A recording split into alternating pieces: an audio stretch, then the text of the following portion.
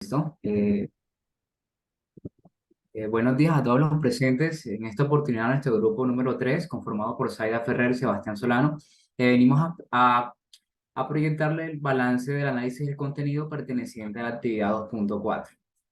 Para esta ocasión, nuestra presentación va a estar conformada por cuatro apartados. El primero, conformado por las mejoras en la información recogida en cada uno de los organizadores del currículo. El segundo, presentamos un balance general de los organizadores del currículo. Tercero, mencionamos un ejemplo donde se muestran las relaciones entre los organizadores del currículo mencionados.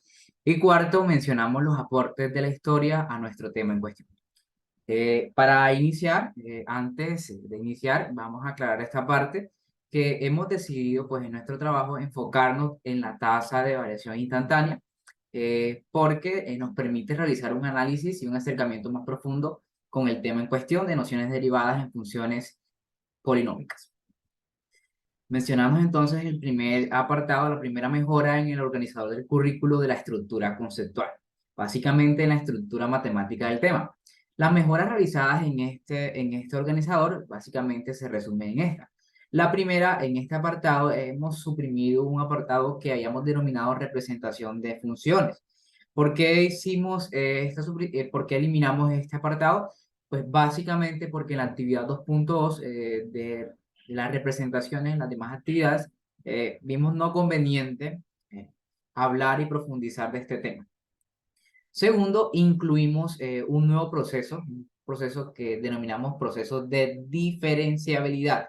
¿Por qué lo incluimos? Porque nos permite analizar la tasa de razón de cambio instantánea en un punto, es decir, qué tanto cambia la función en ese punto.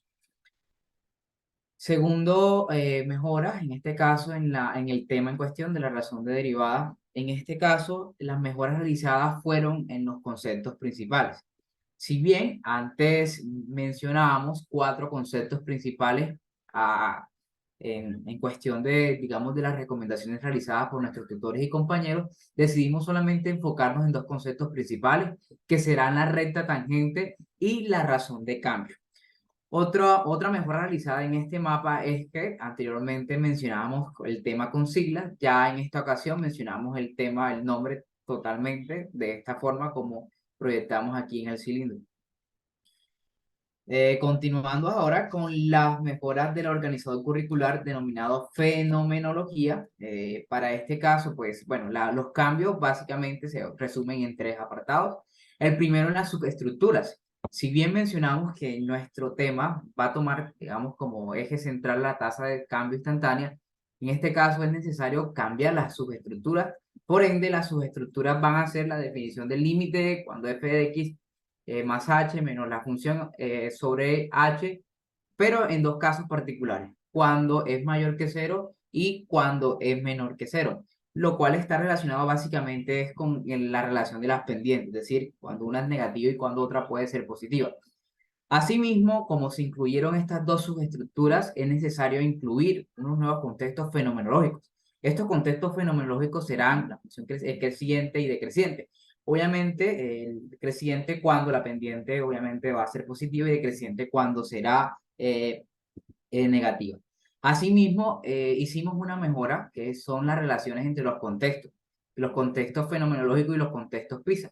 Aquí establecimos la relación en las flechitas que anteriormente no habíamos mencionado esto, fueron unas recomendaciones puntuales que nos ofreció nuestro tutor y compañeros en los comentarios. Bueno, así las cosas, presentamos el balance general de nuestro tema, de la noción de derivada, resumiendo pues cada uno de los apartados de los organizadores, comenzando básicamente con las funciones polinómicas donde ubicamos el de la estructura matemática. Esto se caracteriza por mostrarnos la diferenciabilidad de las funciones, que a su vez también nos permite llegar a los límites laterales. A su vez, estos límites laterales nos permiten llegar a una recta secante, que a su vez aquí los límites tienen la recta secante representa en cierta manera la pendiente de una recta, y a su vez, pues hay una relación entre los límites y la pendiente como mencionamos a su vez. La diferenciabilidad nos permite mencionar o llegar a la recta tangente, a su vez a la razón de cambio. Enfatizando aquí la razón de cambio, solamente la razón de cambio instantánea, que es el eje central en el cual nos vamos a basar. Esta razón de cambio instantánea pues, nos permite llegar desde el concepto de diferenciabilidad y también lo podemos asumir desde la pendiente, como habíamos mencionado en anteriores actividades. A su vez, la tasa de cambio instantánea las ubicamos en los contextos fenomenológicos creciente y decreciente, como habíamos mencionado. Las subestructuras para estos señores, para el caso de creciente, va a ser el límite, la definición del límite, obviamente cuando es mayor que cero. Y la decreciente cuando el resultado del límite es menor que cero, es decir, la pendiente que calculamos, la derivada en ese punto. Los fenómenos donde ubicamos estas dos estructuras van a ser representados mediante el contexto PISA del marco conceptual PISA 2012, perdón, y esos contextos van a ser el personal, social, profesional y científico.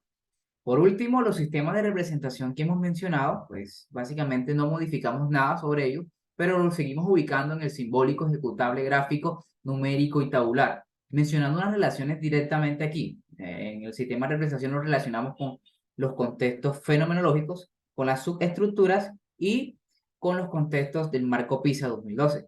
Tomando una mención en particular, por ejemplo, simbólicamente yo podría representar las subestructuras de esta manera.